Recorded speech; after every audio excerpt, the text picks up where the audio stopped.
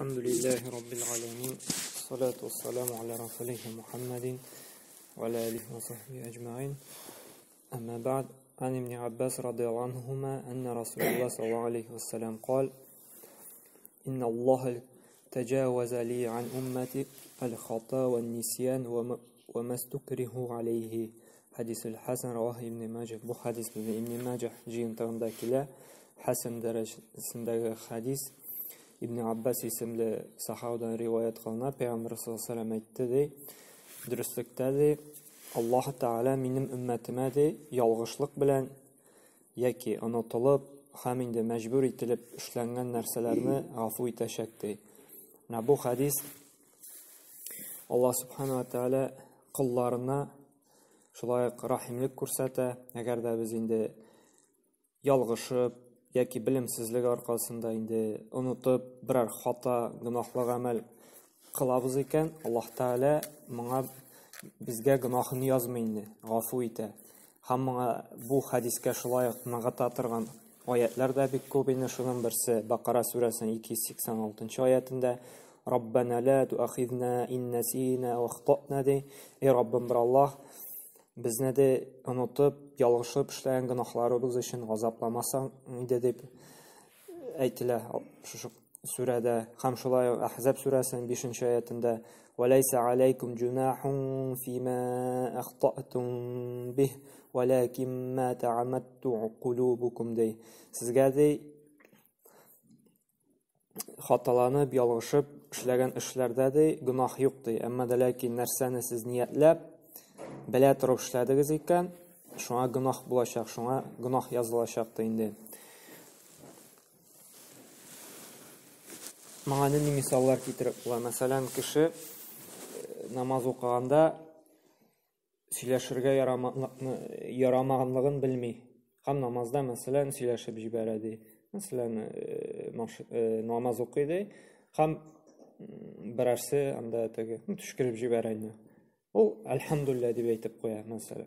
Elhamdülillah diye de tüşküren kişi hem namaz okuyan kişi aytı yerhamakallah Allah Teala sana rahimli bulsana yedibinde. Bu bana bilmişi de işlerge mümkün ime namazda söyleşirge yaramanlığın tuğunda yaki unutup yalgışıp indi.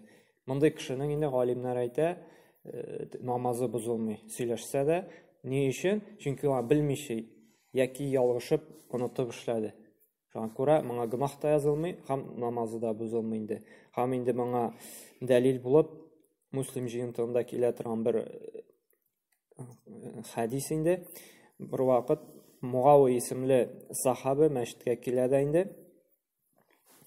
Hem namazga kirişe indi. Hem namaz okuganda indi. Bir kişi tüşkürüp jibere indi. Hem Muavi radıyallahu anhu yerhamakallah deydi. Allah Teala sana rahimli bulsun. Bütün kişi bana gözün qarı indi. Bütün kişi şunu aşığı yüzden işe indi namazda bu söyleşe deydi. O vakitte Muavi radıyallahu anhu hükümünü bilmegen bula. Namaz vaktinde söyleşirge yaramanlığı turunda. Bütün kişi şunu deyip katı itip qarab koyan. Işe indi sen namazda söyleşesin deydi. Hem namazını okuyup bitirgeç bütün kişi nite başlayın netege, tavış çıkara başlayın, için namazda söyleşirge yaramı, söyleşe hem de deydi. Hem Peygamber sallallahu aleyhi ve sellem'in en hayırlı uqtışı şakırıp getirede Muavi radıyallahu anh'ını hem ayta inne hâzihi s-salâ la yasluhu fîhâ şey'un mine kelâmin nâs inneme hiye tekbir ve tesbih ve qirâtul Kur'an dey. Dürüstlükte dey bu namaz dey hem anda dey söyleşirge yaramıydı. Gadetlengençe tege gadeti kişi sözleri bilen söyleşirge yaramıydı. Bara tek namazda bulurga deyiş tekbir, Allahu Akbar ime tesbih sözleri, Subhanallah ve bihamdih, Subhanallahil azim. Yaki indi Kur'an okudu indi. Hem alimler ayta, bu hadiste şu kıssadan deyilginde görüngençe Peygamber sallallahu aleyhi ve sellem şu sahabiyeye namazını yanadan okurga koşmuyor. Yüretegine namazda söyleşirge yaramıyor, namazda Kur'an okurga gerek, tesbih, tekbir aytırga gerek. Aytmayana bar yanadan namazını oku, namazın dürüst tugul deyindi. Bu şunday alimler istinbat çıgara, söyleşu unutup yaki hükümünü bilmegen kiliş indi söyleşebiz iken indi namazda, namazımız bozulmayındı. Hem indi yanadan okuysa yok indi. Яки, мәсәлән, бер кеше шулай Рамазанда, мәсәлән, мәҗбүри рәвештә бит Рамазан аенда ураза тота. Шулай ялгыш онытылып кеше ашап җибәрә икән, шулай аның уразасы бозылмый.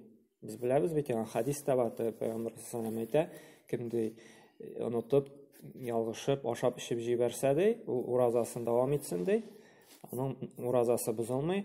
Дөреслекдә Аллаһ Тәгалә аны ашаткан, ишеткән генә инде. Бу шулай ялгышып, онытылып, ашасак инде намаз уразабызның дөрестлеге турында инде. Уразабызны дәвам итәргә кирәк, бозырга түгел инде. Һәм моңа мисаллар бик күп китереп була инде, шул белмичә, ялгышып, онытып эшләгән гамәлләребез турында инде. Берәр мәсәлән, хөкемнәр турында, мәсәлән, берәр нәрсәне эшлибез без халал дип инде. Соңыннан беләбез, гыйлем алып анда укытма, берәр вагызда ишетмә, бу гамәлебез безнең харам булган икән. Без тәүбә кылып инде, гафу үтенеп, Аллаһ Тәгаләдән шушы эштән туктыйбыз. Монда ләкин инде теге белмичә эшләгәнлектән Аллаһ Тәгалә безгә моңа гөнаһны язмый инде. Аллаһ Тәгалә кичерә. Монда ләкин белгәч хөкемен инде без моны инде калдырырга тиешбез. Әгәр дә белеп эшлибез икән, бу вакытта инде һичшиксез безгә гөнаһ язылачак, Аллаһның азабы булачак инде. Чөнки белеп эшләнгән гөнаһның аның газабы катырак, белмичә эшләмәгән кешегә караганда. Чөнки Аллаһ Тәгалә ирештерде, белде, белә торып инде син анда тәкабберләнеп, тагын да астыртынрак булып, шул гөнаһны эшлисең икән инде, һичшиксез Аллаһ Тәгалә мондый кешегә инде газабы катырак булачак инде. Һәм менә бу безне шулай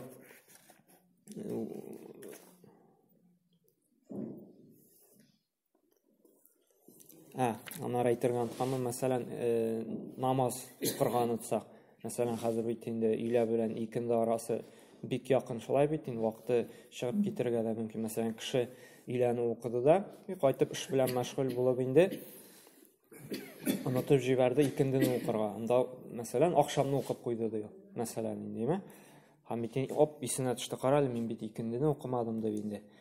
Бу вакытта онытылган сәбәпле шушы хадискә ләгә, шушы аятларга Аллаһ Тәгалә шулай гөнаһын язмый. Әмма ләкин бу кешегә када кылырга кирәк. Шушы икендене укырга кирәк яңадан. Чөнки Пәйгамбер саллаллаху алейһи ва саллям нәрсә диде? Бухари җинтында килә торган хадистә: "Мен нама ан салатин ау насиха фалюсаллиха иза закара хади."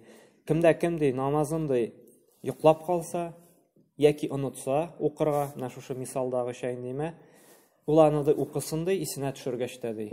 Без намазыбызны йоклап калсак, яки анда онытып калсак инде, хәтта аның вакыты чыкса да, без аны када кылырга, яңадан укырга тиешбез инде. Бу оныттым, миңа гөнаһ язылмый дип инде, без калдырып китәргә тиеш түгел. Юк, без аны када кылырга тиешбез инде, кире кайтарырга тиешбез.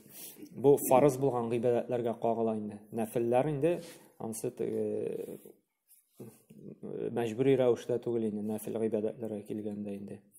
Шуңа күрә, без белмичә яки хаталанып эшләгән эшләр булса инде, төшенкелеккә бирелергә кирәкми. Шушы Аллаһ Тәгаләнең киң рәхмәте белән инде безгә инде белмичә онытылып эшләребезне Аллаһ Тәгалә гафу итәчәк инде. Шулай тагын бер кабатлыйм инде. Бу безгә теге өмет уята инде.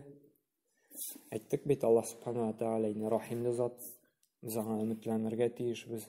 Менә бу хадистә бездә нәрсә шушы өметне тагын да уятып җибәрә инде. Төшенкелеккә бирелмәскә. Һәм шуңа күрә теге хаталансак инде, шушы хадисне искә төшерергә тырышыйк инде. Һәм инде гөнаһлы гамәлләр кылмыйча инде, бары тик Аллаһ Тәгалә риза булган гамәлләрне кылып яшәргә насыйп әйләсен. Субханакаллаһу бихамдика ва ашһаду ан ла илаһа илля анта астагфирука ва атубу илейк.